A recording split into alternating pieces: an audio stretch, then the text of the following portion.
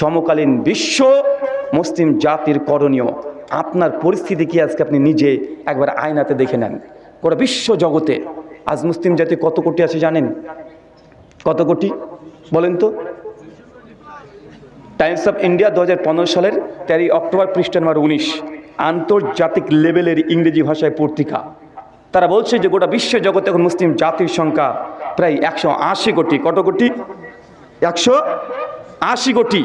গোটা বিশ্ব জগতে মানুষের সংখ্যা আছে প্রায় 800 কোটি।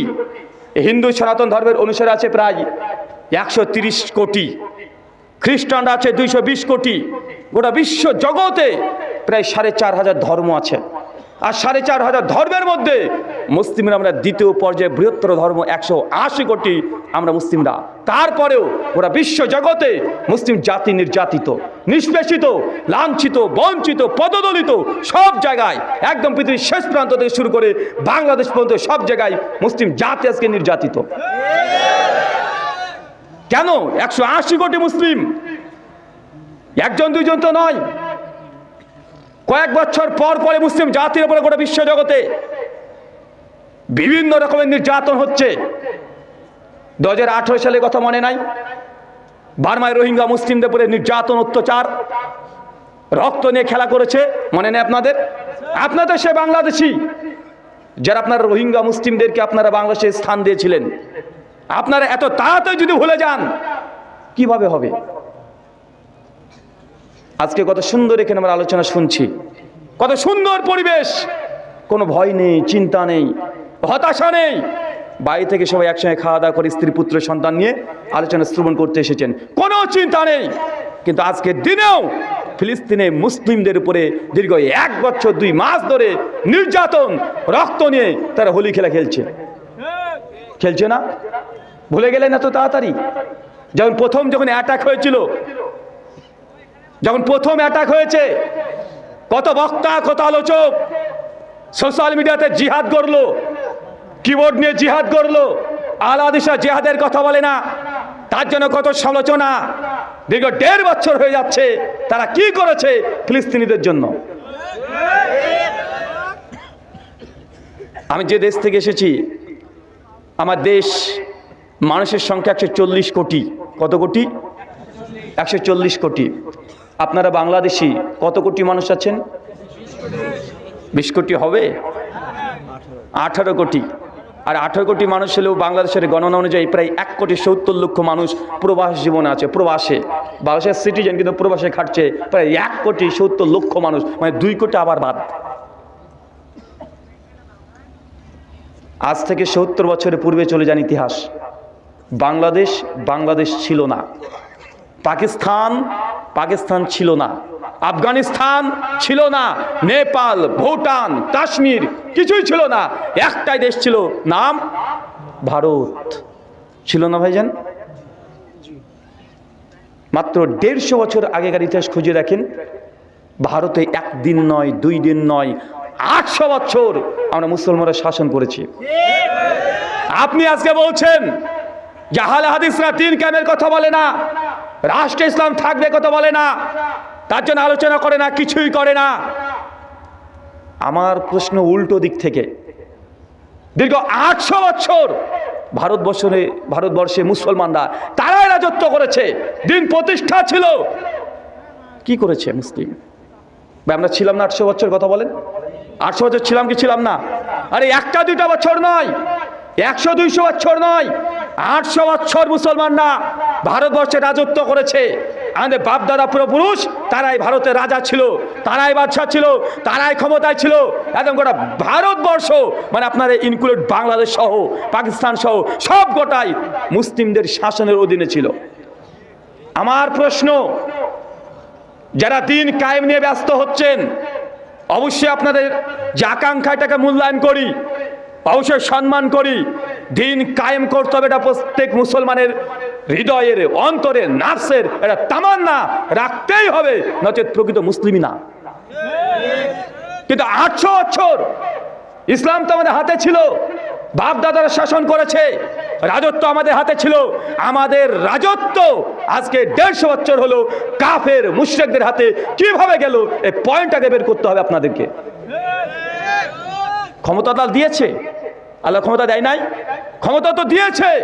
আমাদের অর্জিত ক্ষমতা তাদের হাতে গেল কেন? যতক্ষণ পর্যন্ত এই পয়েন্ট বের করতে না পাচ্ছেন কোন ত্রুটির কারণে আমাদের ক্ষমতা কাফেরদের হাতে গিয়েছে, যতক্ষণ বের না হচ্ছে ততক্ষণ দিন কায়েম করা, ইসলামিক বিপ্লব ঘটানো এটা সম্ভবই নয়। আল্লাহ একবার দিয়ে দিয়েছে ক্ষমতা, দেওয়ার পর আবার কেড়ে নিয়েছে। আমাদের কোন ত্রুটি ছিল, কোন বিচ্যুতি ছিল, এই কারণে প্রথম 190 বছর ব্রিটিশরা শাসন করেছে আমাদের উপরে।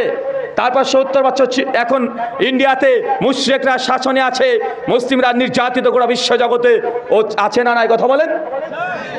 ফিলিস্তিনের বাইতুল মুকাদ্দাস ইহুদিদের দখলে, ভারতের বাবরি মসজিদ মুশরিকদের দখলে, জ্ঞানবাপী মসজিদ 3 দিন হলো ভারতের ধ্বংস করে দিয়েছে অর্ধেক। নিউজ পাচ্ছেন না, খবর পাচ্ছেন আপনারা? এটা গোটা বিশ্ব জগতে মুসলিমদের প্রেক্ষাপট।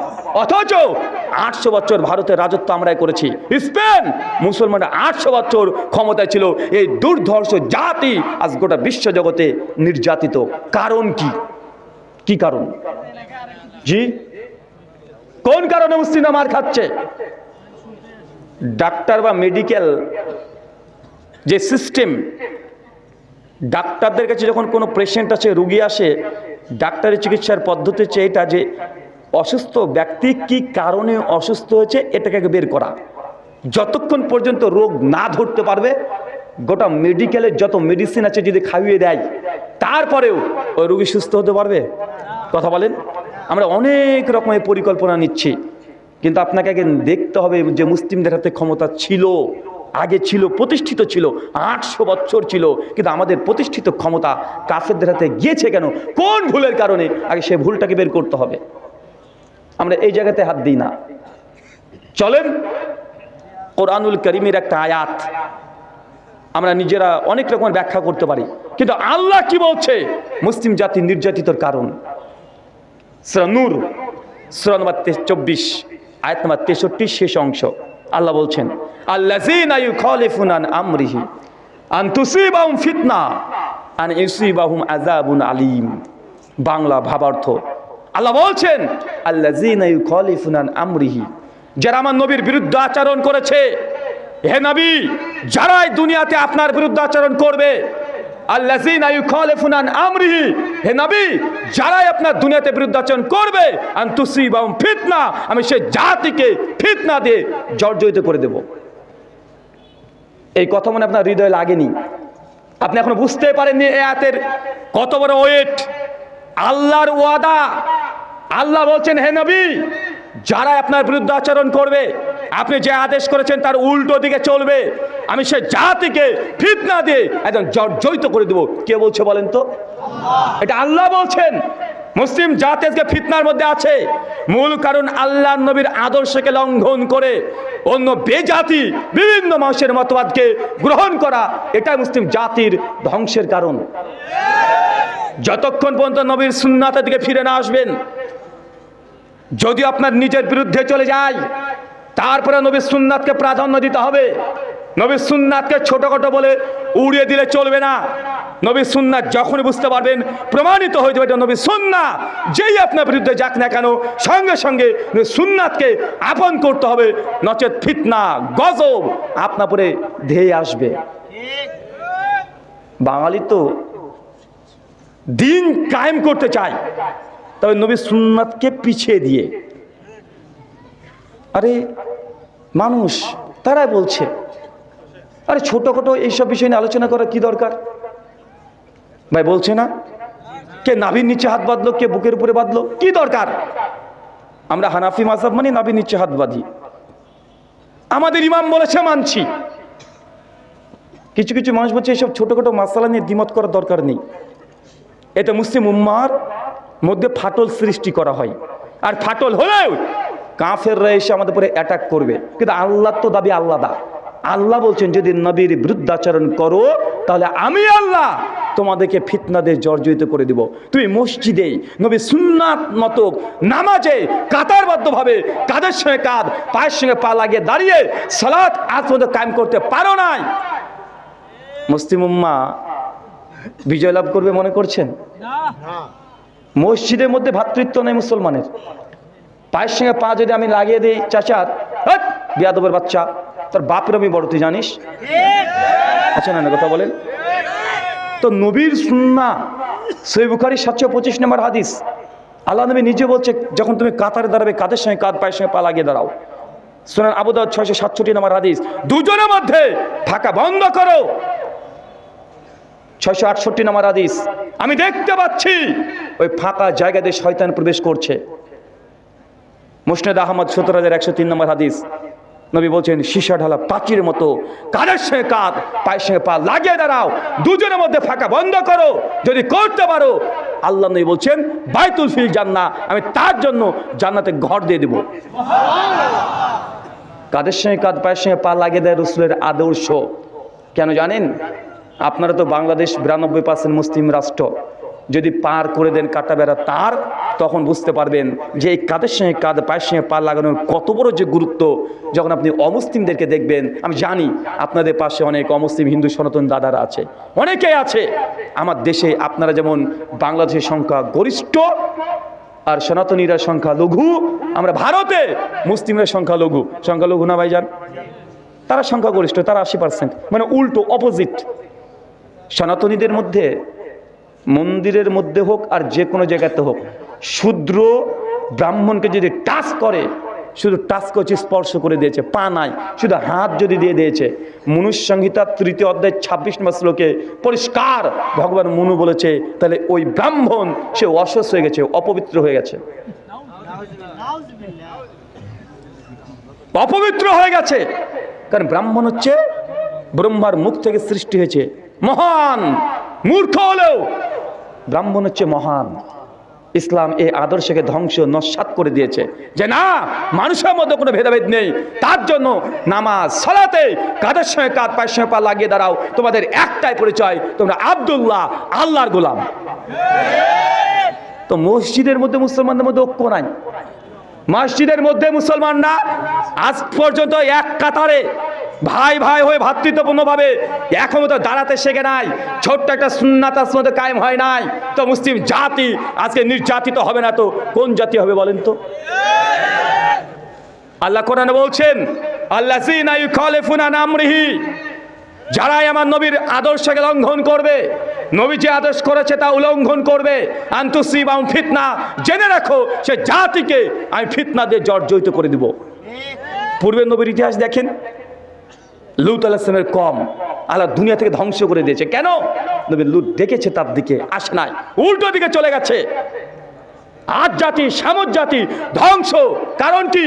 নবীর আদর্শের দিকে তারা মাথা নত করে নাই, তারা দুনিয়াবি চিন্তায় মগ্ন ছিল। আজ মুসলিম জাতি উম্মতে মুহাম্মাদী তারাও আজকে মানুষের বিভিন্ন তন্ত্র মন্ত্র ওর পেছনে ছুটছে, ইসলামের আদর্শকে ভুলে গেছে। এই হাদিস, এই কোরআনের আয়াত এইভাবে আপনি বুঝবেন না। আপনাকে গল্পের আকারে বলি, অনেক তো কেচ্চা কাহিনী জীবনে শুনেছেন, অনেক ঘটনা শুনেছেন, সুর দিয়ে অনেক কিছু শুনেছেন। আসেন একটা ঘটনা আপনাকে শোনাই। এই হাদিসের প্রেক্ষাপট হিসাবে সহিহ বুখারী খুলবেন, 3039 নম্বর হাদিস, কিতাবুল জিহাদ। কোন অধ্যায় বলেন তো? নাম শুনলে নাকি ভয় করবে। আরে বাবা, উহুদের যুদ্ধ। মনে রাখবেন, ইসলামের ইতিহাসে যতগুলো যুদ্ধ জিহাদ হয়েছে সবচেয়ে ভয়ঙ্কর, মর্মান্তিক, দুর্ধর্ষ জিহাদের নাম হচ্ছে উহুদের জিহাদ। কোন যুদ্ধ বলেন তো? ভয়ঙ্কর, এর চেয়ে ভয়ঙ্কর ইসলামের ইতিহাসে কোনো জিহাদ হয় নাই। কেন? এই যুদ্ধে মুসলমানরা হেরে গেছে, মুসলমানদের পরাজয়। এই যুদ্ধে আল্লাহর দাঁত শহীদ হয়ে গেছে। এই যুদ্ধে আমিরে হামজা তিনি শহীদ হয়েছেন। ইসলামের ৭০ জন সাহাবী এই যুদ্ধে শহীদ হয়ে গেছে। চলেন 1400 বছর আগে আপনাকে নিয়ে যাই। চিন্তা করেন, 1400 বছর আগে আল্লাহ নবী হঠাৎ একদিন রাত্রিবেলাতে স্বপ্ন দেখছেন। উহুদের কয়েকদিন আগে স্বপ্নের মধ্যে দেখছেন যে নবীর সাহাবীরা উহুদের প্রান্তে রক্তাক্ত অবস্থায় পড়ে আছে। আল্লাহ নবী সঙ্গে সঙ্গে ঘুম থেকে উঠে পড়েছে। তিনি বুঝতে পারছেন যে সামনে উহুদের যুদ্ধ হবে, এই যুদ্ধে আমার উম্মতের বড় ক্ষতি হয়ে যাবে। কেন? কারণ নবীর যে স্বপ্ন এটা ওহিকে ওহি নয়। কথা বলেন, নবীদের স্বপ্ন ওহি না, ওহি। এক শ্রেণীর আহলে কোরআন, মুনকিরে হাদিস, তারা কোরআন ছাড়া হাদিস মানি না এই দাবি করে, অথচ নবীদের স্বপ্নটাও ওহিকে ওহি নয়, ওহি। আচ্ছা চাচা, ওই যে নবী ইব্রাহিমকে যে আল্লাহ সুবহানাহু ওয়া তাআলা তার সন্তান ইসমাইলকে কুরবানি দিতে বলেছিল, ওটাকে ফেরেশতা জিবরাইলের মাধ্যমে ওহি তথা আয়াত নিষে দিয়েছিল না স্বপ্নের মধ্যে বলেছিল? স্বপ্ন দেখিয়েছে, আর স্বপ্ন মানে এটা ওহি। তো আল্লাহর নবী তার 23 বছর জীবনে কোনো স্বপ্ন দেখে নাই? দেখেছে। তো যদি দেখেই থাকে তো সেই স্বপ্নকে কোরআনে থাকবে না হাদিসে থাকবে? তো এই গর্ধবগুলো বোঝে না, ওরা বলছে কোরআন মানি হাদিস মানি না। আল্লাহ নবী যখন স্বপ্ন দেখছেন, স্বপ্ন দেখার পরে তিনি ভীত সন্ত্রস্ত। সঙ্গে সঙ্গে ফজরের সালাতে সাহাবা রাদিয়াল্লাহু আনহুদেরকে নিয়ে সালাত আদায় করার পরে বলছে যে সাহাবী আমার শোনো, আমি এই স্বপ্ন দেখেছি, তোমরা কি মনে করছো? একটা আমাদের ক্ষতি হয়ে যেতেই পারে।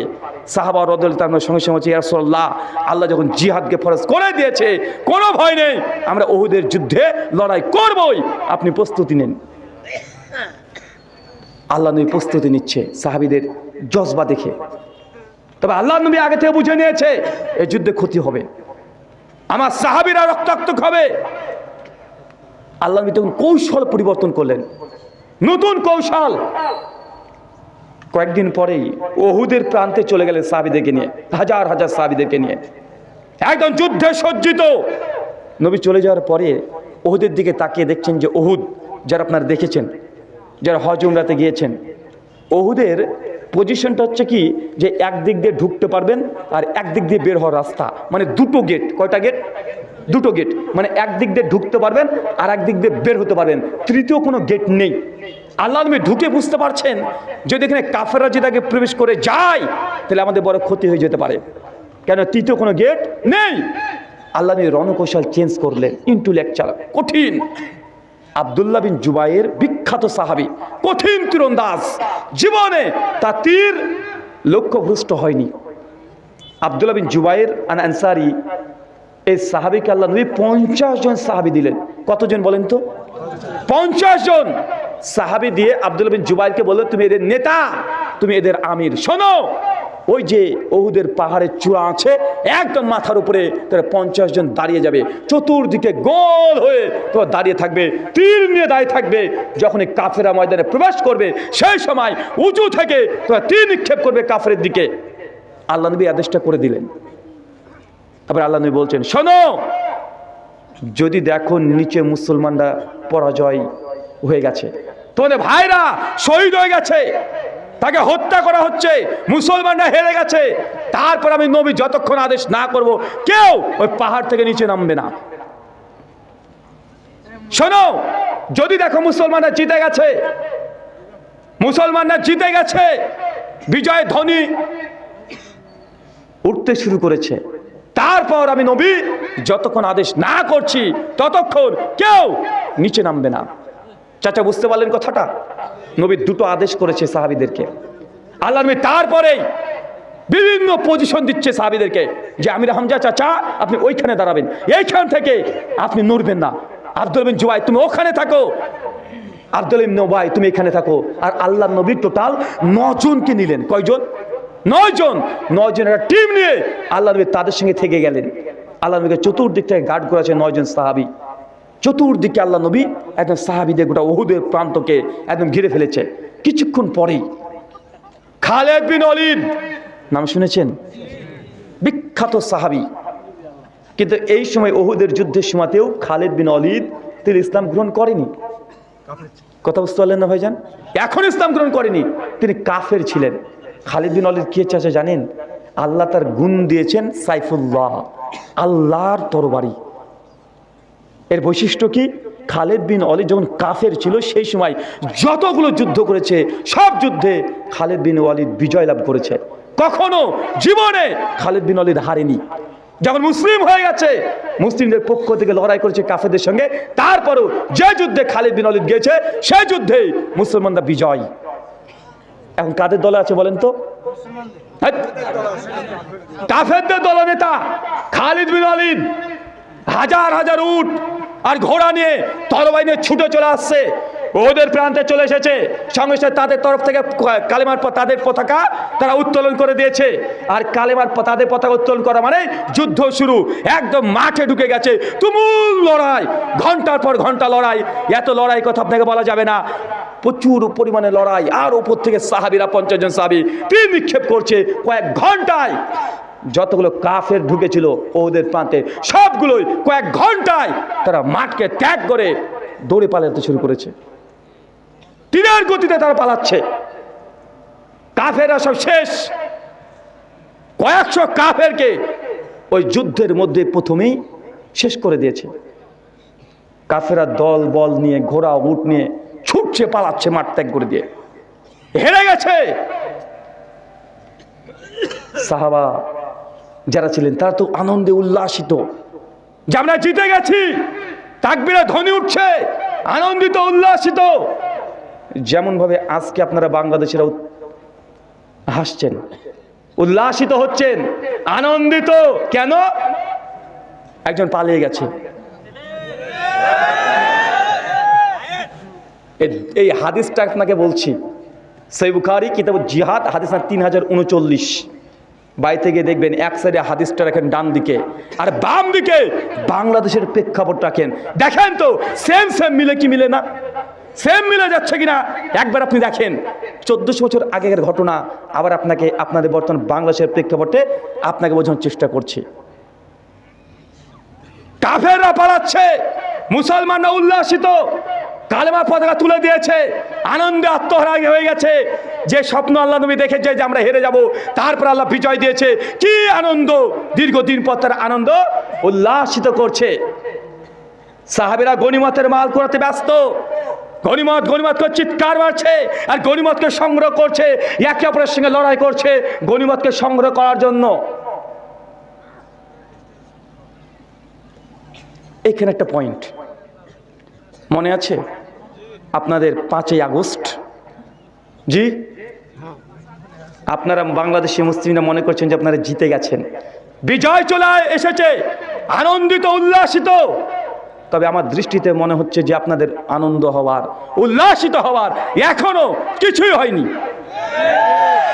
এখন ইসলাম কায়েম হয় নাই, এখনো কালেমার পতাকা উত্তোলন হয় নাই, মাত্র 50% কাজ হয়েছে। আর এক ঝাটকা দিলেই 100% কাজ হবে ইনশাআল্লাহ। আর এই কাজ যুবক তরুণদেরকে করতে হবে ইনশাআল্লাহ। এখন আনন্দিত কিসের? এখন উল্লাসিত কি হয়েছে? এখন ইসলাম কায়েম হয়েছে। পার্লামেন্টে কয়জন মুসলমান আছে? কয়জন ধার্মিক মুসলমান আছে? কয়জন ইসলামকে চায়? কিছুই হয় নাই। এখন আপনারা আনন্দে উল্লাসিত, আপনার গনিমত করাতে ব্যস্ত হয়ে গেছেন। চোখ কান খোলা রাখতে হবে। হাদিসের পৃষ্ঠায় ইতিহাসগুলো লেখা আছে শুধু পড়ে নেকি কামানোর জন্য নয়, শুধু দাস দিয়ে আলেম হওয়ার জন্য নয়। এখান থেকে শিক্ষা নিতে হবে, কারণ আল্লাহ নবী লাকাদ কানা লাকুম ফি রাসূলিল্লাহি উসওয়াতুন হাসানা, রাসূলের জীবনে যত সমস্ত কিছু আদর্শ আছে, মানে আমাদের জন্য উত্তর আছে, সব উত্তর। আপনি যেই ফিতনায় পড়েন নবীর জীবনের মধ্যে আপনি উত্তর পেয়ে যাবেন। আপনি এখন আনন্দিত? আমার খুব মনে পড়ে যেই সময়তে আপনাদের বাংলাদেশে এরকম প্রেক্ষাপট, আগস্টের 5 তারিখ, সেই সময়তে আমি মালয়েশিয়াতে ছিলাম। 2 তারিখে ডক্টর নায়েকের সঙ্গে, ডক্টর জাকির নায়েকের সঙ্গে একটা মিটিংয়ে অ্যাটেন্ড করেছিলাম। আর 3 তারিখে বাংলাদেশের বিখ্যাত আলোচক শেখ মিজানুর রহমান আজহারি হাফেজাহুল্লাহ, তার সঙ্গে মালয়েশিয়াতে সাক্ষাৎ হয়েছিল। তো সেই সময় আমি দেখছি যে গোটা বিশ্বের মিডিয়া একদিন শকুনের মতো বাংলাদেশের দিকে নজর। কি হয়, কি হবে, কিছু একটা হবে, কিন্তু কি হবে কেউ বুঝতে পারে না। ছিল না ভাইজান যে কিছু একটা হবে, কিন্তু কি যে হবে কেউ অনুধাবনই করতে পারে না। আমি সেই সময় ভাবছি যে কি ব্যাপার, যে বাংলাদেশে আসলে আমি তো বাংলাদেশকে মোটেও কম চিনি তা তো না। এখানে যতজন মানুষ আজকে স্টেজ সহ আছেন, যতজন আছেন, আমার বিশ্বাস যে আপনাদের চাইতে আমি একটু হলেও বাংলাদেশকে বেশি চিনি। কারণ আপনারা বাংলাদেশের মানুষ, এটা হচ্ছে কোন জেলার মধ্যে পড়ছে? গাইবান্ধা। তা আপনারা গাইবান্ধা, আপনি বাংলাদেশের 64টা জেলা, 524টা থানা, কটা থানাতে গিয়েছেন, কটা জেলায় গিয়েছেন, কয় জায়গাতে গিয়েছেন? আমাদের তো বাংলাদেশের এমন কোনো জেলা নেই যে আমাদের যাওয়া হয়নি। তা আমার চাইতে আপনি বাংলাদেশ বেশি চেনেন নাকি? আমি বিদেশি হতে পারি, আপনার দেশের না হতে পারি, তাই বাংলাদেশের এই তরুণ, এই যুবক, এদেরকে কম চিনি না। প্রায় বাংলাদেশের 500-র উপরে আমার 2017 থেকে প্রোগ্রাম হয়ে গেল। মানে এদেরকে রাস্তা ঘাটে সব জায়গায় এদের নারী নক্ষত্র চেনা হয়ে গেছে। আমি চিন্তা করছি যে এই ছেলেগুলোকে যে দেখলাম, এরা দিন রাত পাবজি গেম নিয়ে ব্যস্ত থাকে, গার্লফ্রেন্ডের পেছনে ব্যস্ত থাকে, সারাদিন সোশ্যাল মিডিয়া নিয়ে ব্যস্ত থাকে, টিকটক নিয়ে ব্যস্ত থাকে। এরা রাস্তাতে নেমে পড়ছে, কি ব্যাপার? এত জজবা কোথা থেকে পাচ্ছে তারা? কে তাদের পেছনে ইন্ধন দিচ্ছে? মানে ঢাকা শহরকে গোটায় এই যুবকরা, ছেলেরা, স্টুডেন্ট, ছাত্র, এরা দখল করে নেবে। ছিল না ভাইজান? আচ্ছা, এই কাজ কোথা থেকে হচ্ছে রে বাবা? কেন এরা তো এইসব রাজনীতি বুঝে না, অর্থনীতি বুঝে না। এদের স্কুল কলেজের ছাত্র, শুধু বুঝে গার্লফ্রেন্ড আর পাবজি গেম, এছাড়া মাথায় কোনো কাজ করে না। কিন্তু তারা এই রাজনীতির মধ্যে ঢুকে পড়ছে। 9 দফা 10 দফাকে 1 দফা করে দিয়েছে। ছিল না ভাইজান? আরে হঠাৎ করে 6 তারিখ ঢাকাতে যাবে, এটাই প্রচার হয়েছে, পোস্টার হয়ে গেছে, লিখিত আকারে, পেপার, পত্রিকা, সব জায়গায়। রাতারাতি বলছে না 6 তারিখ না, 5 তারিখে যেতে হবে। রাতারাতি সিদ্ধান্ত, রাতারাতি হাজার হাজার গাড়ি ঢাকাকে দখল করে নিচ্ছে। করছে না ভাইজান? এত তাড়াতাড়ি ভুললে হবে? তা আমার শুধু চিন্তা যে এদেরকে তো এরকম কোয়ালিটির ছেলে না রে, এটা মেয়ে পাগল, এরা পাবজি গেম পাগল, এরা টিকটক পাগল। কি ব্যাপার? এরা 10 দফাকে 1 দফা করে দিচ্ছে। কাজ কোথায় হচ্ছে? তো অনেকগুলো কারণ ছিল ওটে, তবে আমার কাছে মনে হচ্ছে একটা কারণ সবচাইতে বেশি কাজ করেছে। কোনটা জানেন? এখনো অস্বীকার করতে পারেন অনেকেই, তো আমার কাছে একটা কারণ মনে হয়েছে। সেটা হচ্ছে ওনার একটা ভুল সিদ্ধান্ত ছিল। সেটা হচ্ছে ওই যে 7 থেকে 10 দিন ইন্টারনেটকে বন্ধ রেখে দেওয়া। এটা মারাত্মক কাজ দিয়েছে। 7 থেকে 10 দিন ইন্টারনেটকে বন্ধ রেখে দেওয়া, মানে যারা রাষ্ট্রে কি হচ্ছে খবরটাও রাখে না, জানে না, যারা রাষ্ট্রের সম্পর্কে একদমই অজ্ঞ, যখন দেখছে 10 দিন ধরে ইন্টারনেট নাই, এই তরুণ যুবকরা এরা ইউটিউব দেখতে পায় না, ফেসবুক দেখতে পারে না, গার্লফ্রেন্ডের সঙ্গে কথা বলতে পারে না। এর রাগটাই এখানে ধরেছে। আরে তোরা ক্ষমতায় কে থাকবি না তোদের ব্যাপার। আরে আমেরিকাতে কটা গাড়ি কিনবি তোদের ব্যাপার। সুইস ব্যাংকে কত কোটি টাকা রাখবি তোদের ব্যাপার। আমি যে 700 টাকা দিয়ে ডাটা মেরেছি, আমি কেন নেট পাবো না? 1 ঘন্টা মোবাইলে নেট না থাকলে এই যুবকগুলো পাগল হয়ে যায়। আর 10টা দিন বন্ধ করে রেখেছে, এরা হাফ ম্যাট এমনি হয়ে গেছে। এমনি 16 বছর কি হয়েছে ওই ব্যাখ্যা বিশ্লেষণ আর টিকা টিপ্পণী আমি দেবো না, কারণ আমি আপনার দেশের নাগরিক না, আমি বিদেশি মেহমান, আমি ওই বিষয়ে কথা বলতে পারি না। আমাদের অনেক রেস্ট্রিকশন থাকে, অনেক কিছু ইচ্ছা হলেও আমরা বলতে পারবো না। কিন্তু 16 বছর নয়, এই 10 দিনে একদম সাধারণ মানুষকেও খেপে তুলে দিয়েছে। ভেবেছিল যে নেটটা বন্ধ করে মনে হয় কি ঘটছে একদম পুরো বন্ধ করে রেখে দেবে, কেউ বুঝতে পারবে না। গুম খুন হত্যা রাজানি সবগুলো করবে, কিন্তু কেউ বুঝতে পারবে না। কিন্তু মাকার আল্লাহু ওয়াল্লাহু খায়রুল মাকিরিন, সূরা আল ইমরান 54 নম্বর আয়াত আল্লাহ বলেছে তারাও চক্রান্ত করেছিল, আল্লাহ কৌশল করেছিল। আল্লাহর কৌশল সব চাইতে বড়, আল্লাহ উত্তম কৌশলকারী। দেখেন, এইটা যদি নেটটা বন্ধ না হতো, এত দ্রুত মানুষ রাস্তায় নামতো না। একদম ছোট্ট থেকে বড় বন্ধু সবাইকে খেপে দিয়েছে। 10 দিন ধরে যারা ইন্টারনেটে বিজনেস করে তার ব্যবসা বন্ধ। প্রবাসীরা বাড়িতে যোগাযোগ করতে পারে না। মানুষকে আদিম যুগের মানুষ বানিয়ে দিয়েছিল। 10টা দিন করেছিল না ভাইজান? আমার মনে হচ্ছে এটা একটা কারণ, অনেকগুলো কারণ আছে, তবে এটা মানে ছোট থেকে বড় বন্ধু প্রত্যেকের হৃদয়ের মধ্যে একদম রাগ একদম ঢুকিয়ে দিয়েছে। আর ওই স্রোতে ভাসতে ভাসতে ওই পারে চলে গেছে।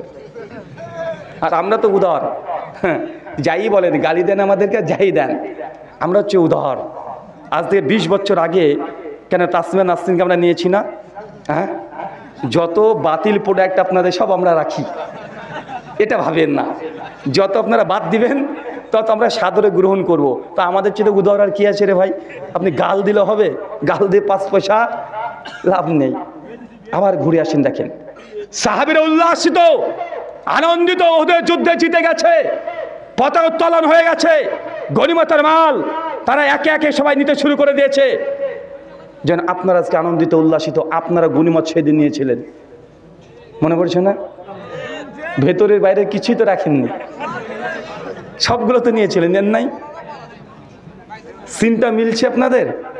হ্যাঁ, একজন পালিয়ে গেছে, দেখেন কাফেররা পালিয়ে গেছে, খালিদ বিন ওয়ালিদ সৈন্য সামন্ত নিয়ে সব পালিয়ে গেছে। কিন্তু খালিদ বিন ওয়ালিদ যেমন তেমন যোদ্ধা না, যেমন তেমন মুজাহিদ না, কঠিন ব্রেন। উনি চিন্তা করছেন যে আমরা হেরে গেলাম, খালিদ বিন ওয়ালিদ হেরে যাবে, হতেই পারে না। চিন্তা করছে আর চলে যাচ্ছে। আর ওই যে পাহাড়ের উপরে কয়জন সাহাবী ছিল চাচা? 50 জন। 50 জন সাহাবীদের মধ্যে সঙ্গে সঙ্গে কিছু সাহাবী, অধিকাংশই পাহাড় থেকে নামতে শুরু করে দিয়েছে যে গনিমত, গনিমত, আমরা যুদ্ধে জিতে গেছি, আমাদের ভাইরা গনিমত করাচ্ছে, চলো আমরা নিচে চলে যাই, কাফেররা পালিয়ে যাচ্ছে, এ কথা বলছে, নিচে নামতে শুরু করে দিয়েছে।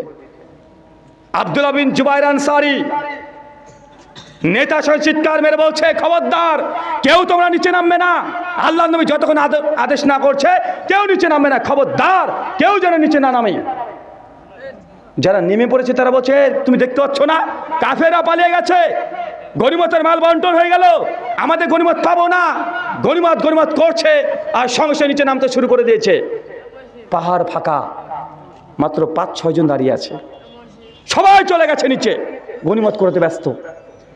খালিদ বিন ওয়ালিদ অনেকটা চলে গেছে, ওদের প্রান্ত থেকে অনেকটা মিডলে গেছে, আর এবার তাকাচ্ছে পাহাড়ের দিকে। যখন দেখছে পাহাড় দিকে তাকিয়েছে যে পাহাড়ে যে 50 জন সাহাবী ছিল আর কেউ নেই, ফাঁকা, মাত্র 4-5 জন আছে। খালিদ বিন ওয়ালিদ সঙ্গে সঙ্গে রণকৌশল চেঞ্জ করে নিয়েছে। বাকি কাফের দেখে খবরদার, আর এক ধাপ কেউ যাবে না, এখানে থেমে যাও, আমরা আবারও মুসলিমদেরকে আক্রমণ করব। বাকি কাফের কি বলো খালিদ বিন ওয়ালিদ, আমরা যুদ্ধে হেরে গেছি, আমাদের অস্ত্র সবকিছু ফেলে চলে এসেছি, আবার আক্রমণ করবো মানে কিভাবে সম্ভব? খালিদ বিন ওয়ালিদ সঙ্গে সঙ্গে ওই দেখো দেখো, পাহাড়ের যে 50 জন সাহাবী মুসলিমদের, ওদের জন্যই আমরা ওদের যুদ্ধে আমরা হেরে গেছি। তার উপর থেকে এমনভাবে তীর মেরেছে, আমরা নিচ থেকে তাকে নিশানাই করতে পারিনি, একটাও নেই, সব নেমে পড়েছে। নিঃসন্দেহে মুসলমান আমাদের থুয়ে আসা গনিমত তা এখন কোরাতে ব্যস্ত হয়ে গেছে, তথা পেছনকার গেট পুরো ফাঁকা হয়ে গেছে, সে সামনে চলে গেছে, এখন পেছন একদম ফাঁকা, চলো আমরা আবারও পেছন দিক থেকে গিয়ে মুসলিমদের উপরে আক্রমণ করব। চিন্তা করতে পারছেন এবার তার রণকৌশল চেঞ্জ হয়ে গেছে, পেছন থেকে আক্রমণ করবে। কেন বাংলাদেশকে পেছন থেকে আক্রমণ করার চেষ্টা করা হচ্ছে না বারবার? হচ্ছে। খুলে বলতে হবে নাকি? আমি তো আগে বলেছি সমস্ত কিছু খুলে বলতে পারবো না। কেন ঢাকাতে 200 খানা গাড়ি ঢুকে দিয়েছিল না, ওই যে আনসার না কি ঢুকে দিয়েছিল না, বাহিনী ঢুকেছিল না কয়দিন আগে, তো চিটাগাং থেকে ভিকটিম কার্ড, সংখ্যালঘু কার্ড বাংলাদেশে খেলা হলো না? কথা মানে বুঝতে পারছেন না, আমি এর চাইতে আরো উলঙ্গ করে খুলে বলতে পারবো না। কয়দিন আগে তো দেখলেন পেছন থেকে আবারও আক্রমণ করে আপনাদের বিজয় এটা মাটির সঙ্গে পায়ের সঙ্গে পদদলিত করার আবারও চেষ্টা চলছে। তাই সাবধান, সতর্ক থাকতে হবে বাংলাদেশে প্রত্যেকজনকে সতর্ক থাকতে হবে। ফেসবুকে একটা কমেন্ট করতে হলে 10 বার চিন্তা করতে হবে। একটা ছোট্ট ইস্যু খুঁজছে, একটা যদি ছোট্ট ইস্যু যদি পেয়ে যায়, বাংলাদেশের নাম নিশানা হুমকির মুখে পড়ে যেতে পারে। চাচ্ছে গোটা বিশ্বের বড় বড় নেতাদের কাছে দেখাতে যে দেখো কত নির্যাতিত হচ্ছে আমরা। এটা হচ্ছে ভিকটিম কার্ড, পেছন থেকে আক্রমণ করা। উহুদের যুদ্ধে মুসলিমদেরকে পেছন থেকে যেমন আক্রমণ করেছে, আবারও নতুন করে পরিকল্পনা চলছে। সাবধান, সতর্ক থাকতে হবে। এর আগে যতটা সতর্ক ছিলেন, আর 5টা বছর যদি সতর্ক থাকেন, ইনশাল্লাহ এই বাংলাদেশে কালেমার পতাকা উড্ডীন হবে ইনশাল্লাহ। যতদিন উড্ডীন না হচ্ছে চিন্তা করে পায়ে ধাপ ফেলতে হবে। আপনাদেরকে ধন্যবাদ জানাই যে বাংলাদেশে যে হত্যা করলো না আলিফ ভাইকে, আপনারা যে কোনো ঘটনা ঘটাননি। তারা চাচ্ছিল যে মুসলমানের কোনো একটা ঘটনা ঘটাক, চাচ্ছিল, আপনারা কিছু প্রতিক্রিয়া দেননি। অনেক বুদ্ধিমানের কাজ হয়েছে, অনেক সময় সয়ে নিতে হয়। কেন হুদাইবিয়ার ইতিহাস পড়েন নাই? কাফেরদেরকে কাছে নবী যখন সন্ধি করছে।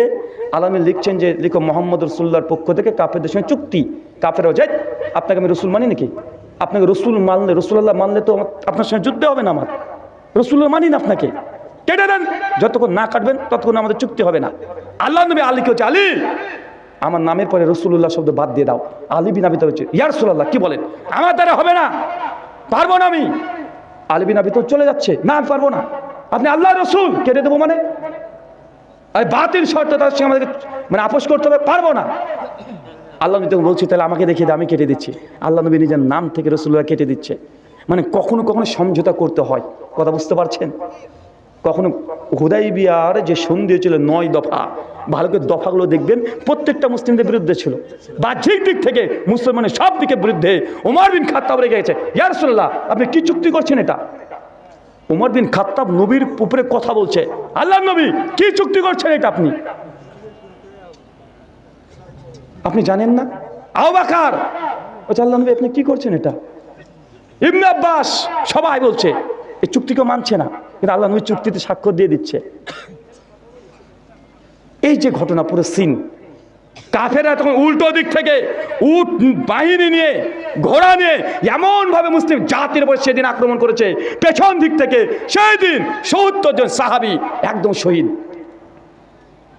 মুসলমান হেরে গেছে, অথচ 1 ঘন্টা আগে মুসলমানরা বিজয়ের পতাকা উড্ডীন করেছিল, আনন্দ উল্লাসিত। 1 ঘন্টা পরেই মুসলমানরা এই যুদ্ধে হেরে গেছে, পরাজিত। চিন্তা করতে পারছেন?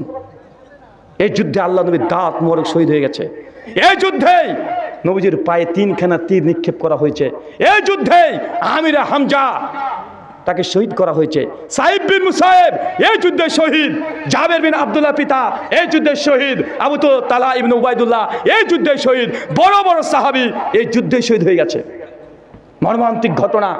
প্রত্যেকটা সাহাবীর যদি এই মৃত্যুর ঘটনা যদি বলতে শুরু করে দিই, চোখ থেকে পানি ঝরতে শুরু করবে। ৭০ জন সাহাবী, উহুদের প্রান্ত, যুদ্ধ চলছে, হঠাৎ করে পেছন থেকে আক্রমণ। আল্লাহ নবী বুঝতে পারেন নাই, দেখছে কাফেররা তীর নিয়ে নিক্ষেপ করেই চলে যায়, সাহাবীদের গর্দন উড়ে দেয়। আল্লাহ নিজের চোখে সাহাবীদেরকে মৃত্যু হতে দেখছে। আল্লাহ ছুটে বেড়ায়, এদিকে যায় ওইদিকে যায়, দেখছে আমির হামজা লাশ পড়ে আছে, ওইখানে কিছু সময় কাটায়, আর এক জায়গায় চলে যায়, ওখানে একজন সাহাবী মরে আছে।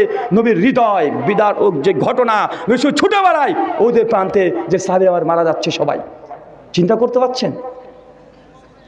উহুদের যুদ্ধের মূল টার্গেট ছিল যে আল্লাহ নবীকে দুনিয়া থেকে সরিয়ে দিবে। সঙ্গে সঙ্গে 9 জন সাহাবী আল্লাহ নবীকে ঘিরে নিল চতুর্দিক থেকে ঘিরে দিয়েছে। ইয়া রাসূলুল্লাহ আপনি মিডিলে থাকেন, খবরদার আপনি মাথা তুলবেন না। 9 জন নবীকে ঘিরে দিয়েছে। 9 জন ঘিরে চতুর্দিক থেকে তার তীর নিক্ষেপ করছে, যে আল্লাহ নবীর উপরে কোনোভাবে অ্যাটাক যেন করতে না পারে। আর এই জিনিসটা যখন খালিদ বিন ওয়ালিদ দেখেছে, দুর্ধর্ষ যোদ্ধা, কঠিন প্রাণ, উনি সঙ্গে সঙ্গে কয়েকশো কাফেরকে নিয়ে 9 জনের সামনে চলে এসছে। আর যখনই চলে এসেছে মুসলিমরা তারাও ভীত সন্ত্রস্ত হয়ে গেছে, এখন নবীকে রক্ষা করা যাবে না। তার টার্গেট একটাই, যে কোনো মূল্যে নবীকে অক্ষত অবস্থায় ওদের প্রান্ত থেকে নিয়ে যেতে হবে। আল্লাহ নবীর সঙ্গে সঙ্গে তাদেরকে বলছে যে এই সামনে যখন চলে এসেছে 7 জন সাহাবী পর তার সঙ্গে লড়াই করে ওইখানে শহীদ নবীর সামনে। একজন সাহাবীর জন্য আল্লাহ নবীর জীবন সেই দিন আল্লাহ ওসিলা বানিয়ে তাকে বাঁচিয়ে দিয়েছে। আবু বকর রাদিয়াল্লাহু আনহু বলছেন, সহিহ বুখারী আবু দাউদের হাদিস, যে উহুদের যুদ্ধ তো আবু তালহা ইবনে উবাইদুল্লাহর জন্যই। একাই প্রথম থেকে শেষ পর্যন্ত নবীর সামনে থেকে নবীকে সরাই নাই।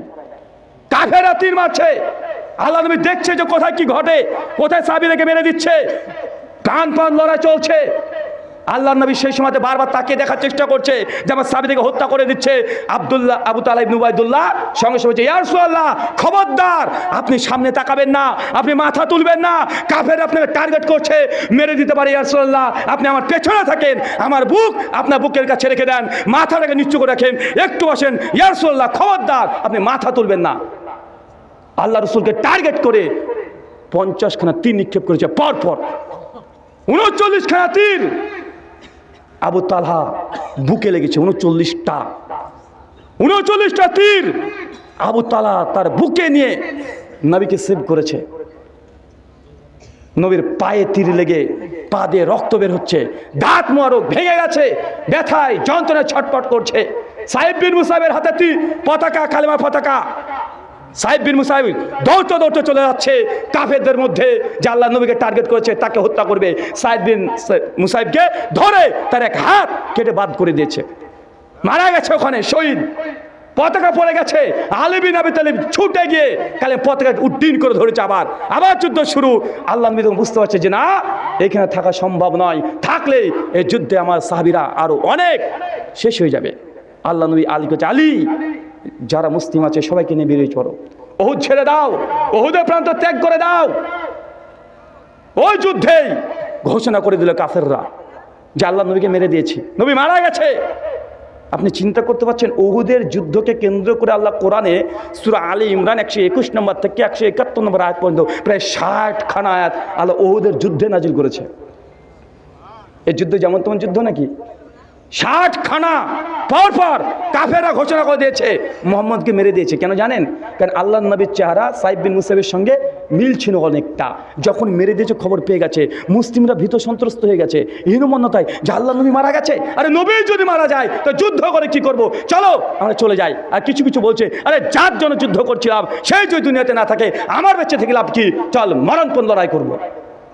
অবশ্যই যখন দেখলো যে আল্লাহ নবী বেঁচে আছে, নবীকে মারতে পারে নাই, আল্লাহ নবীর সঙ্গে সঙ্গে বলছে যে জি চলো, আমাদের থেকে আর এখানে ক্ষতি বাড়বে।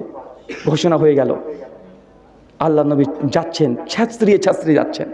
সাহাবীরা নিজেদের আপন আত্মীয় স্বজনের লাশকে টেনে টেনে নিয়ে চলে যাচ্ছে।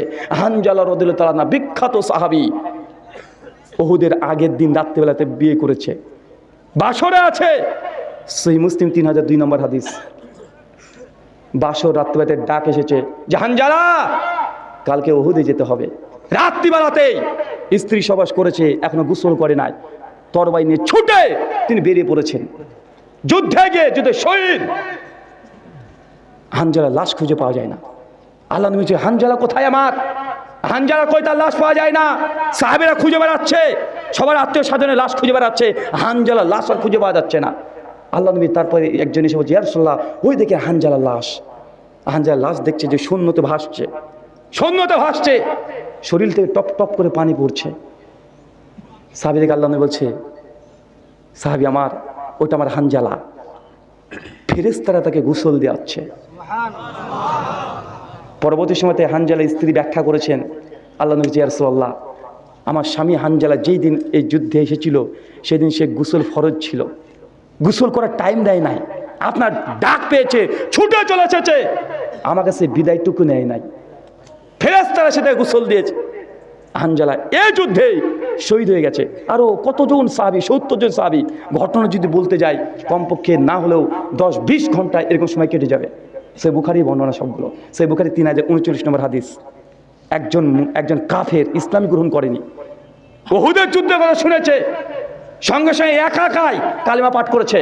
ন্যাংরা সাহাবী চলে এসেছে মুসলিমদের কাছে, আমাকে যুদ্ধে নিয়ে যাও, আমি মুহাম্মদের প্রতি ঈমান এনেছি, আগে যুদ্ধে নিয়ে চলে যাও। মুসলিম সাহাবী তাকে নিচ্ছে, তুমি ন্যাংরা, তুমি যুদ্ধ করতে গিয়ে কি করবে? বলছে না, আমার খুব শখ, আমার ইচ্ছা যে আমি আল্লাহ রাস্তায় জীবনটা দেব। আমার ইচ্ছা, আমি স্বপ্নে দেখেছি যে আমার এই কাঁধের উপরে একটা তীর লেগেছে আর আমি মৃত্যুবরণ করেছি, আমি এটা স্বপ্নে দেখেছি, আমি চাই আমি শহীদ হতে, আমি আল্লাহ নবীর প্রতি ঈমান এনেছি। এই বলে উহুদে ঢুকেছে। সবাই লাশ যখন কুড়িয়ে নিয়ে যাচ্ছে, এক কোণাতে একটা লাশ পড়ে আছে। আল্লাহ নবী তার দিকে তাকিয়ে বলছে, এটা কেন এর মধ্যে? এ তো আমাদের না। একজন সাহাবী ইয়া রাসূলুল্লাহ, ইনি যুদ্ধের আগেই আপনার প্রতি ঈমান এনেছে, শাহাদাত কালেমা পাঠ করে এসেছে, সে দোয়া করেছে আল্লাহ কাছে যে আল্লাহ আমাকে যেন শহীদ করে দেওয়া হয়। আল্লাহ নবী বলছে, আমি যখন তার দিকে তাকালাম দেখে তার এইখানে ঠিক তীরটা নিক্ষেপ হয়েছে। আল্লাহ নবী বলছেন যে তার দোয়া আল্লাহ কবুল করে নিয়েছে, অথচ এক রাকাত নামাজ পড়েনি, এক রাকাত নামাজ পড়েনি। আল্লাহ নবী চলে যাচ্ছেন, সবাই যখন চলে যাচ্ছে, আল্লাহ নবী নিজের শরীর নিয়ে উঠতে পারছেন না, পাহাড়ে উঠতে পারছেন না। এই আবু তালহা ইবনে উবাইদুল্লাহ 39টা তীর, নবী উঠতে পারছেন না, দেখছেন পা দিয়ে রক্ত বের হচ্ছে, সঙ্গে ওই অবস্থায় আল্লাহ নবীকে কাঁধে তুলে নিয়ে উনি দৌড়তে দৌড়তে ছুটে পাহাড়কে উপরে তুলে ফেলছেন। সাহাবী, এটা হচ্ছে সাহাবী। আল্লাহ এমনি বলে নাই যে আমি তাদের প্রতি খুশি রাজি হয়ে গেছি। এতে সাহাবি, অনেক ঘটনা। আচ্ছা, আপনার কাছে প্রশ্ন, বলেন তো, এই যে এত ঘটনা শুনলেন, মুসলিমরা বিজয় লাভ করার পর আবার পরাজয় গ্লানি ভোগ করেছে, কারণ কি? কারণ বলেন, বলতে থাকেন, কারণ বলেন। যতক্ষণ কারণ বের করতে না পাচ্ছেন, বাংলাদেশের যা সিচুয়েশন, এরকম ঘটনা ঘটে যেতে পারে, তার জন্য সাবধান, সতর্ক থাকবেন।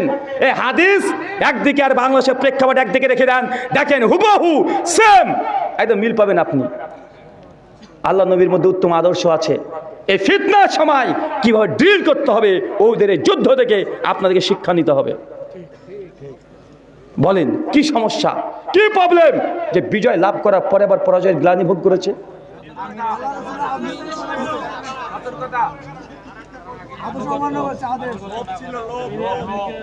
মাশাআল্লাহ, প্রায় সব কারণগুলো চলে এসেছে।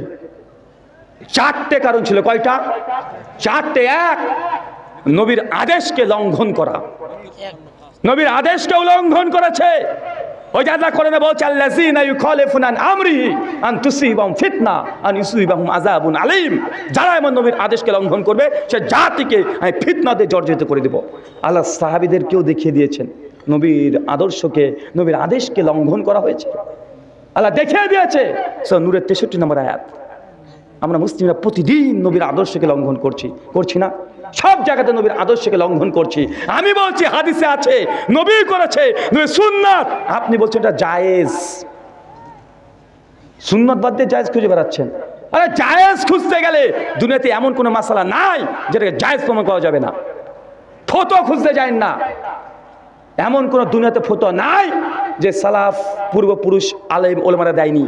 আর ইমাম ইবনে হজম রাহিমাহুল্লাহ মুহাল্লা লিল আসারের মধ্যে এই ফতোয়া দিয়েছে, আপনি যদি কোনো মেয়েকে যদি বিয়ে করতে যান, তাকে উলঙ্গ করে দেখতে পারবেন। এ ফতোয়া মানবেন নাকি আপনি? মানবেন? ফতোয়া যদি চান, এমন কোনো ফতোয়া নেই যে আপনি ফতোয়া পাবেন না। কি ফতোয়া নেবেন বলেন? কিতাব থেকে। বক্তা এসে বড় বড় কিতাব দেখাচ্ছে, আপনি ভাবছেন বাপরে বাপ, কিতাবে আছে। আরে ভাই, কিতাবেই তো থাকবে। কিতাবে থাকলে হয়ে গেল? এই উহুদের যুদ্ধে মুসলমানরা পরাজয়ের মূল কারণ নবীর আদর্শকে লঙ্ঘন করা। বলেন তো কি? এবার 2, মুসলিম উম্মার মধ্যে মতভেদ। ওই দেখেন সাহাবীদের মধ্যে মতভেদ হয়েছিল পাহাড়ে। এক দল বলছে, আরে যুদ্ধে তো জিতে গেছি, পাহাড়ে থেকে কি করব, নেমে পড়ো। আর এক দল বলছে, না, নবী যতক্ষণ আদেশ না করছে ততক্ষণ নামা যাবে না। এখানে কি ঘটেছে বলেন তো? উম্মতের মধ্যে মতভেদ। 3, আমিরের আনুগত্য না করা, নেতার আনুগত্য না করা। 4, মতভেদ হয়েছে, সমাধান নিয়েছে নিজেদের বুদ্ধি আর কিয়াস দিয়ে। কি দিয়ে? কিয়াস দিয়ে। নবীর সুন্নাহ, নবীর আদেশ দিয়ে সমাধান নেয়নি। তারা বলছে কাফের তো পালিয়ে গেছে, তাদেরটা কি? নিজেদের কিয়াস। কি বলেন তো এটা? নিজেদের কিয়াস, নিজেদের যুক্তি, নিজেদের বুদ্ধি। নবীর কথা তারা ভুলে গেছে। আরে নবী তো বলে দিয়েছে আগে থেকে, আর যদি জিতেও যায় তারপরে আসবে না, হেরেও যায় তারপরে আসবে না, আমি নবী যতক্ষণ না ডাকছি। তারা নিজেদের বুদ্ধি কিয়াসকে কাজে লাগিয়েছে। আরে কাফেরা পালিয়ে গেছে, গনিমত বন্টন হয়ে যাচ্ছে, চলো আমরা ছুটে ছুটে যাই। 5, দুনিয়ার প্রতি লালসা। কি বলেন তো? দেখেন গনিমতের মাল নিয়ে ছোটাছুটি, আকাঙ্ক্ষা। এই টোটাল 5টা কারণ। কয়টা কারণ? 5টা কারণ। এই মুহূর্তে অবস্থায় আপনাদের বাংলাদেশের মধ্যে যদি 5টা জিনিস যদি পাওয়া যায়, আবারও বিজয় অন্যদের হাতে চলে যাবে, আবারও যাওয়ার আশঙ্কা আছে। তাই এখনই ক্ষমতার লড়াই করতে যায়েন না, এখনই লোভ লালসার ভেতরে ঢুকায়েন না। একটু স্থির হতে দেন, শান্ত হতে দেন। চতুর্দিকে আন্তর্জাতিক যেগুলো ঘটছে, কি হচ্ছে, চোখ কান খোলা রাখেন। এখনই নেতা হতে হবে, এখনই আপনাকে প্রতিশোধ নিতে হবে, এখনই এটা করতে হবে। এরকম চিন্তা করলে আবার মুসলিম উম্মাহ ক্ষতিগ্রস্ত হবে ইনশাআল্লাহ। আমি চাই আল্লাহ যেন ক্ষতি না করে, কিন্তু এরকম লালসার মধ্যে যে পড়ে যান, এখন আপনাকে নেতা হতে হবে। এরকম হচ্ছে না ভাইজান? আপনারাই দেখেন কি, ওই চলে গেছে, পালিয়ে গেছে, ভালো কথা। আপনার ওই জিনিসগুলো নিয়ে আসার কি দরকার ছিল রে ভাই? মাতব্বরি করে ওই পার্লামেন্ট থেকে নিয়ে এসছিলেন না আপনারা? হ্যাঁ, মাছও নিয়ে এসছে, বদমাস। দেখেছেন? মানে ওই গনিমতের মাল বন্টন করার মতো করতে শুরু করে দিয়েছে। আরে পার্লামেন্টের সম্পত্তি যদি আপনি একটা নষ্ট করেন, একটা নষ্ট করেন, আত্মসাৎ করেন, আপনাকে জাহান্নামে যেতে হবে। আপনার হুঁশ আছে? পার্লামেন্টের সম্পত্তি কাদের? জনসাধারণের। কার? জনসাধারণের। ইচ্ছাকৃত করে যে ট্রেন স্টেশনে যদি আপনি ভাড়াও না দেন, ট্রেনে চাপছেন, ভাড়া দিচ্ছেন না, এটা গুনাহ, এটা পাপ, গুনাহে কাবিরা হবে। কেন? এটা সরকারি সম্পত্তি নয়, সরকার তো এখানে দায়িত্ব পালন করছে। যদি আপনি ইলেকট্রিক যদি চুরি করেন, ইলেকট্রিক চুরি করছেন, এটা চোরের গুনাহ, মানে চুরির গুনাহ।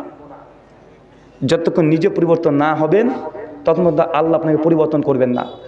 ইন্নাল্লাহা লা ইউগাইয়িরু মা বিকওমিন হাত্তা ইউগাইয়িরু মা বিআনফুসিহিম। সূরা রাদ আয়াত নম্বর 11 শেষ অংশ আল্লাহ কোরআনে বলছে, সে জাতির আল্লাহ ততক্ষণ পরিবর্তন করবেন না যতক্ষণ সে জাতিরা নিজের পরিবর্তন না হয়। আপনাকে পরিবর্তন হতে হবে। 16 বছর পরে একটু পরিবর্তন হয়েছে, একটু মোড় ঘুরিয়েছে, আল্লাহ পরিবর্তন করে দিয়েছে। দিয়েছে কি দেয় নাই? দিয়েছে। সিরিয়া 4 দিন আগে বিজয় লাভ করেছে না? সিরিয়া বিজয় লাভ করেছে না? সিরিয়া বিজয় লাভ করেছে। আর সিরিয়ার বিজয়ের মধ্যেই আছে মুসলিম উম্মার জন্য কল্যাণ। সিরিয়া বিজয় লাভ করা মানে মুসলিম জাতির আবার নতুন করে ভালো দিন আসছে। এটা আল্লাহ নবী হাদিসে বলে গেছে। জামে তিরমিজি হাদিস না 2192। সিরিয়া যখনই কল্যাণ হবে, পুরো বিশ্বে মুসলিম জাতি আবার কল্যাণ ফিরে পাবে ইনশাআল্লাহ। সিরিয়ার সঙ্গে কানেকশন আছে। আল্লাহ নবী হাদিসে পরিষ্কারভাবে বলে দিয়েছে। দেখেন হাদিসটা কি বলছে। আল্লাহ নবী বলছেন, ইজা ফাসাদুল শাম ফালা খয়রি ফিকুম। বাংলা মানে যখন শামবাসী, শাম মানে কি? সিরিয়া। সিরিয়া বলতে, শাম বলতে শুধু এখনকার সিরিয়া নয়, এর মধ্যে জর্দান পড়বে, এর মধ্যে ফিলিস্তিন পড়বে, এর মধ্যে মধ্যপ্রাচ্য, এরা প্রায় সবগুলোই পড়ে যায়। তো আল্লাহ নবী বলছে, যখন সিরিয়াবাসীর মধ্যে খারাপি ফিতনা ঢুকে যাবে, তখন গোটা মুসলিম উম্মাহ তোমাদের মধ্যে কল্যাণকর ভালো কিছু পাবে না। বুঝতে পারলেন না মনে হাদিসটা? আল্লাহ নবী বলছেন, যখন সিরিয়া মানে শাম দেশ, সিরিয়া যখন ফিতনায় জর্জরিত হয়ে যাবে, সে সময় কল্যাণকর কোনো কিছু উম্মতেরা থাকবে না। তার মানে বুঝতে হবে, যখন সিরিয়া বিজয় হবে, মুসলিম উম্মার বিজয় অনেক দ্রুতই হয়ে যাবে। তা তাদের কল্যাণের সঙ্গে মুসলিম উম্মার সম্পর্ক আছে। আপনি জানেন সিরিয়া কি? নবী ঈসা আলাইহিস সালাম কোথায় আসবে? দাজ্জালকে কোথায় হত্যা করা হবে? জি, শাইখুল ইসলাম ইবনে তাইমিয়া কোথাকার মানুষ? সিরিয়া। ইমাম জাহাবি, ইমাম ইবনু কাসির কোথাকার? সালাউদ্দিন ইউসুফি কোথাকার? সিরিয়াবাসী যদি একবার ঘুরে দাঁড়ায়, সিরিয়াবাসী যদি একবার গোটা বিশ্বে যদি ঘুরে একবার যদি দাঁড়ায়, গোটা বিশ্বের মুসলিমদের জন্য সুখবর ইনশাআল্লাহ। কারণ তাদের সঙ্গে মুসলিম উম্মার কানেকশন আছে। আমরা এই হাদিসটা পাঠ করি, ইজা ফাসাদুল শাম ফালা খয়রি ফিকুম। হে আমার সাহাবীরা, শামবাসী যদি ফিতনার মধ্যে পড়ে যায়, মুসলিম উম্মার মধ্যে তার মধ্যে কোনো কল্যাণ নাই। তার মানে শামবাসী যদি ভালোর মধ্যে থাকে, বিজয় যদি তারা থাকে, জেনে রাখবেন গোটা মুসলিম উম্মার বিজয় সন্নিকটে ইনশাআল্লাহ। অচিরেই ফিলিস্তিন মুসলমানদের দখলে আসবে ইনশাআল্লাহ। যে দেশগুলো মুসলমান হারিয়েছে সবগুলো আবারও মুসলিমদের হাতে আসবে ইনশাআল্লাহ আসবে। অপেক্ষা করেন, নিজেকে পরিবর্তন করেন, একটু পরিবর্তন করতে হবে। আল্লাহ সুবহানাহু ওয়া তাআলা আমাদের বোঝার তৌফিক দান করো, সকলে পড়ি আমিন। সম্মানিত শুধু আমি আলোচনা, এই যে হালাল হারাম সুন্নাত বিদাত অনেক আলোচনা শুনেছেন না ভাইজান? অনেক শুনেছেন। আপনাকে নুসিয়ামূলক শুধুমাত্র আজকে আলোচনা করলাম। এখান থেকে আপনি শিক্ষা নেন। দ্বিতীয় কারণ কি ছিল বলেন তো? মুসলিম উম্মার মতভেদ। দেখেন, মতভেদ হবেই, কিন্তু মতভেদ হলেও সমাধান ঠিক জায়গাতে নিতে হবে। কি নিতে হবে বলেন তো ভাইজান? সমাধান কোথা থেকে নিতে হবে? কোথা থেকে? কোরআন এবং হাদিস থেকে। আল্লাহ সুবহানাহু ওয়া তাআলা আমাদের বোঝার তৌফিক দান করো, সকলে পড়ি আমিন।